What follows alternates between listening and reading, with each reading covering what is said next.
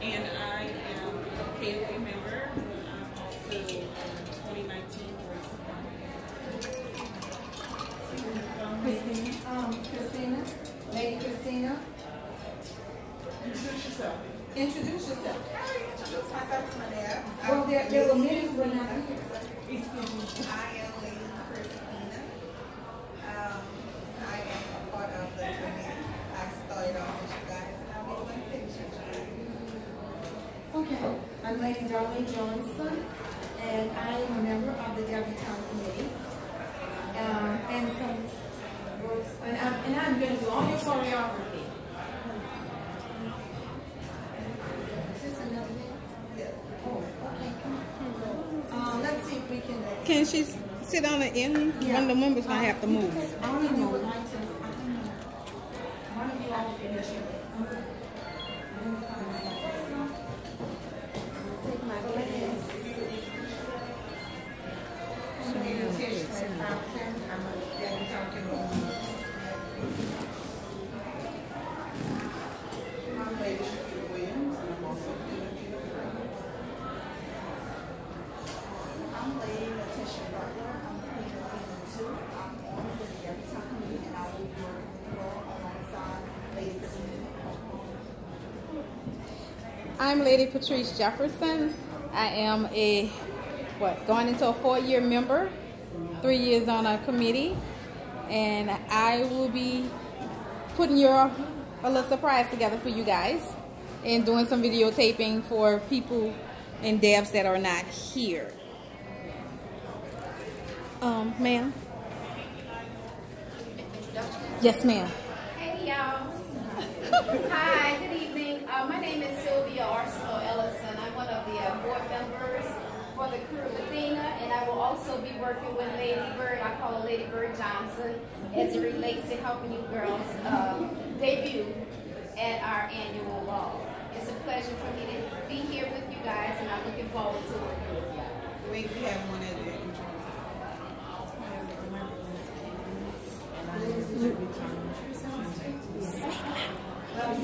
You're in luck because we have all the queens in here almost today. I mean, golly, we have queens. I'm serious. Usually you don't have this many queens. We have one more. I'm sorry. My name is Kayla and I go to Noma, and it's my last year of high school. What school? Noma. Noma. Where? Noma is a military school. Military. Go ahead. So the first rule of ladies is that you don't want to be so loud that you're heard at the other tables, especially if it's an outside setting like that. Like you see the noise in the room carries over into this room. So they're all quite inappropriate right now. But when you're in this type of setting and they're asking you to introduce yourself or to tell who you are and what you enjoy doing, you want to say that with some level of confidence and loud enough so that all of the people can hear you that you're speaking. So at this time, Ms. Johnson, she's We sort of like, you're right. I'm going to actually be like the mistress for right now because we're sort of like going to go in and out of this particular program. And the persons that we don't have in here, so we're going to go from the bottom right here with dining etiquette first. And that will be Lady Sylvia Edinburgh. Oh, I'm sorry, Sylvia Ellison. I don't know what I just said. Sylvia Ellison. I don't have my glasses on, Lady Ellison. Ladies, and this is for everybody. How many of you have ever been in a setting, you walk into a posh restaurant, and you look at the table, and it has a million things on it for the girls. It has a million utensils, plates, cups, napkins, and you're like, I have no idea which one of these things to use first. Has that ever happened to any of you? Ladies of Athena, has that happened to y'all as well? Right. So Ms. Johnson thought it was appropriate that we kind of give you girls a cheat sheet that would help you as it relates to the dining etiquette. I'm certain I heard Lady Germaine going over protocol as it relates to your dining demeanor. Am I right? Okay. In the introduction. So right now what we're going to do, and I'm sorry y'all, I was a little late, but the traffic was really crazy. What I'm definitely going to do now is kind of go over some of the things as relates to your utensils. So imagine you're going into, everybody has one? Have one? Okay, look, that's extras. Imagine going into a restaurant, and of course you see your dinner napkin. And you see forks and spoons and knives and cups and wine goblets, and you just don't know what to do. Well, a good rule of thumb, and I'm going to sit down so y'all can actually see what I'm saying. A good rule of thumb, and what I was always taught, was that you would always work from the outside in, right?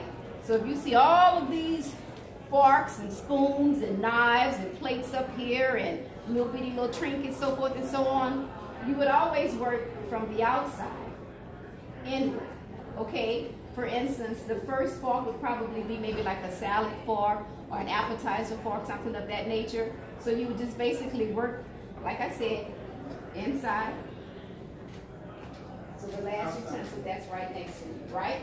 Okay, so let's just go over some tips that I have. And I was able to just pull some down, and I call this my little cheat sheet. And this is one of the things that I sometimes refer to when I'm talking to my girls at school, okay? So the first thing is, always place your napkin on your lap prior to beginning your meal. Those things are just common knowledge. So we know what we're talking about as relates to the napkins, right? So it's just a matter of placing your napkin in your lap.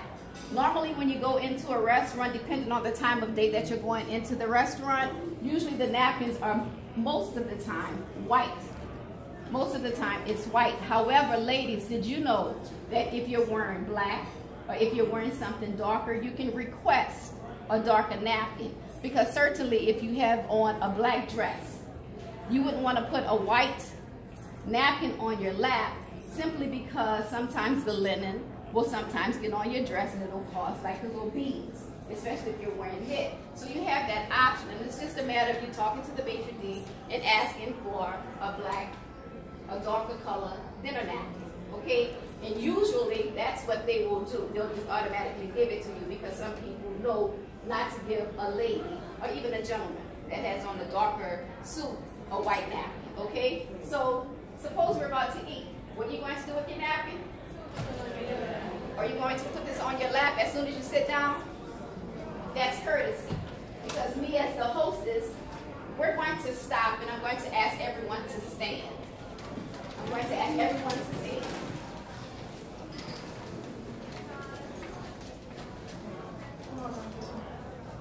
Ms. Johnson, you want to do the honors? You're talking, and so I'm going to jump in.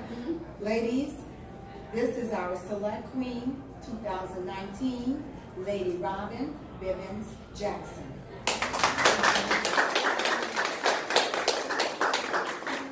Okay, ladies, you can have a seat now.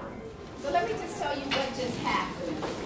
In the land of KOA, we always give reverence to our royalty. And as she stated, she's sitting before us, she's the queen. You ladies will be her debutantes for this year. So is this your first time meeting all of them? Yes. Oh, wow. Okay, you missed the introduction, but you'll get an opportunity to talk. And we're basically just going over dining etiquette right now. So ladies, what happened, we asked you guys to stand because that's our way of giving reverence to our queen. And we normally do that when she enters the room, okay?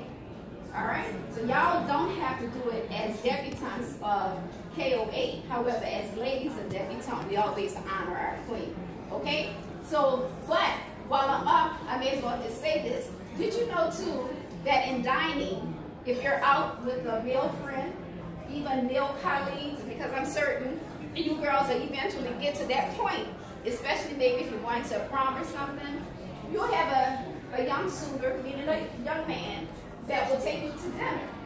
And did you know, not royalty, but protocol dictates that when you get up to possibly go freshen up, maybe use the restroom, he's supposed to stand when you leave the table.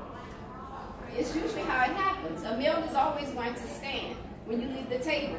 A meal is also going to stand when you come back to the table, because that's just common courtesy. And it's usually done in a lot of southern states. If you go up north, sometimes protocol is a bit different. When you go out west, protocol is a bit different. But if you go to places like in Louisiana, Alabama, Georgia for sure, that's usually how the protocol is, especially when you are in a societal setting, okay? So don't be alarmed. And I'm going to share this quick story with you. I remember, and I think I told this to the debutantes last year, as a junior in high school, I went out to visit my sister. She's a military person. My husband is a military person. So I'm a junior in school. And so they took me to a setting where it was a dinner setting, but it was a lot of military guys in uniforms, and you know, it was one of those intimidating kind of dinners where they had the plates and the utensils like I was telling y'all about. And so at that time, how many of y'all know about beepers? Oh. They looking at me like, what is a beeper? Well, needless to say, know about the beepers. My beeper, a beeper was similar to a cell phone, right? Okay, so my beeper kept going off. So I would get up to go find out who's beeping me, right? Calling me. And every time I got up, all the men at the table got up. Well, because I was young. You ain't know any better.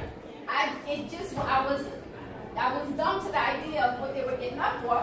So I come back to the table, they got up again. You warm so up. my beeper went off, I got up again. So this time the guys got up again. So I looked at them like, what you getting up for? So when I came back to the table, my sister pinched me. And she said, if you get up again, I'm going to kill you. Every time you get up, they're going to get up because that's what they do. But I didn't know that, okay? So I'm only telling you ladies that because it's a possibility that maybe the night of your prom, maybe at a sports banquet, maybe at a distributive education banquet, you may be in a setting where you're there with bosses, male suitors, male men, and when you get up from the table, they will rise. So just be cognizant of that, okay? So I'm just letting y'all know. Okay, so let's just get back over, let's go back over these pointers and I'll wrap this up. Okay, it says to always place your napkin on your lap prior to beginning the meal. That's exactly right, because that alerts the maitre d', the waiter or the waitresses, that you're ready to eat. So that's the first thing you do, and it's also a sign of respect to whoever the host or the hostess is, okay? So as soon as you sit down, that's what you're supposed to do. Take your napkin and put it across your lap.